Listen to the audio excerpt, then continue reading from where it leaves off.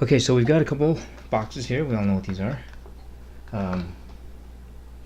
Emax red bottoms, RS2205 2300 kV, ZMX motors, these purple top 2300 kV, and these were fantastic. I really like these just because they're lighter, supposedly, and you know, when I use them, they felt pretty much the same as these. Not as cool, but they never got, you know, overly hot. They get a bit warmer, but same power and for a lighter motor. So fantastic. Just all that brouhaha, really hard to get. Basically now you can't get them anymore. They've got a new Fusion line, you know, made by a different factory, but those are very hard to get as well. So, okay, so what's this? Thanks to Chicago Drone Racers, we've got a set of these to try out. So I'm gonna put them on a quad and see how they are. And this is called the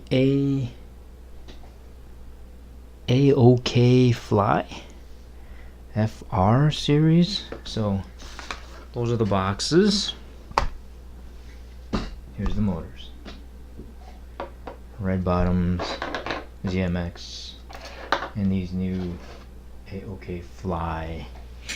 Okay, so the red bottoms have been the standard for a while, since the beginning of the year. Very powerful, 30 grams or so. You know, let's weigh these. Now I'm going to be weighing these with wires, just because I don't want to cut them. 30.0. Whoop, 29.9. So it's kind of fluctuating between 29.9 and 30. So it's probably like 29.95. So let's just call that 30 grams.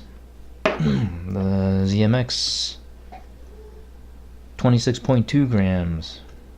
And these AOKFlies, 31.4. So a little bit heavier. Now let's see, these are classified as 2205 2300 kV, so basically the same as the red bottoms. The only thing is, okay, so let's get rid of that. It might have, I can't tell just looking through the bottom, but magnets look curved. Tolerance is good. It uses a circle clip on the bottom instead of a screw. It doesn't have a hollow shaft. It's aluminum built into the bell. So basically the construction is kind of like the red bottoms, similar to the ZMX. Now here's the one thing I don't see. There's no grub screw on the bell housing. And there's no, I mean, it's obvious because this is too thin to get a 1.5 millimeter driver in there, so there just can't be one. That means that it's press fit, and it might, there's always that chance it might pop off. We'll have to see. So, I mean, it's a good looking motor. Nothing's loose. Quality seems good. Silicone wires. And one thing, if you look at these red bottoms, and you ever put them in a plane, this is kind of a problem sometimes.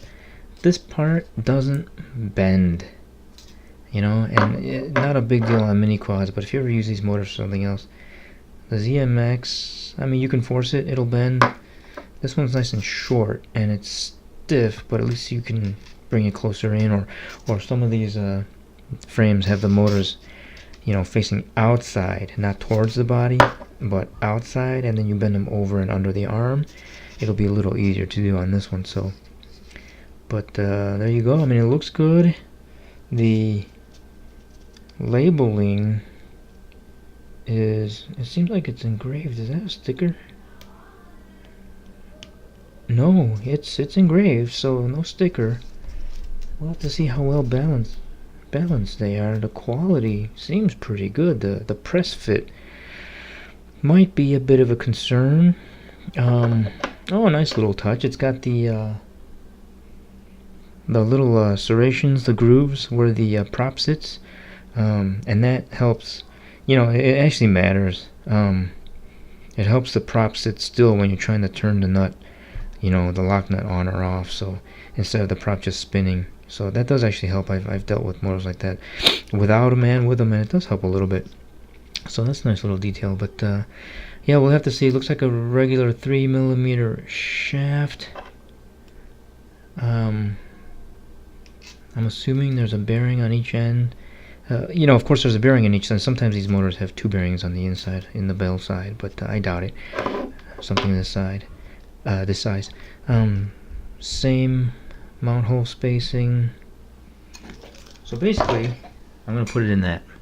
And these have red bottoms, and the only other quad I have that's similar has the ZMX motors. So I'm going to be comparing these AOKFlys against the ZMX, and the ZMX are so similar to the red bottoms. So regardless, it'll be a comparison, and you can basically say it's a comparison against the red bottoms, but maybe not slightly different. So maybe not exactly the same, but it should be pretty close. So since I don't have a thrust stand, my testing, and besides, you know, thrust stands and, you know, thrust tests are fantastic when you do them side by side with and compare them directly with other motors, but in real life, you know, in practice, what do those thrust numbers tell you?